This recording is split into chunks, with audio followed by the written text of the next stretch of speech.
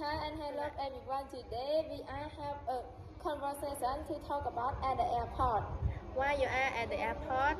My friend and I just arrived at the airport because we have a holiday. How you got at the airport? We arrived to the airport by taxi. Why did you go first? The first we went to the check-in. Describe what happened there. There was a long queue. We need not take in our small bag. We were taking them on board as hand luggage. We got our boarding pass. I closed the window seat. Nakara took an ice-free seat.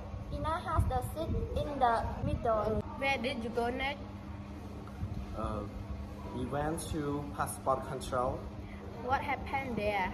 The officer take out our passport and put a stamp in the stamp. Can you describe what happened after passport control? Then we went to the departure law. We wait to see which gate we have to go to. Finally, we board the plane. Thank you, teacher, and thank you everyone for watching this me. video. Bye.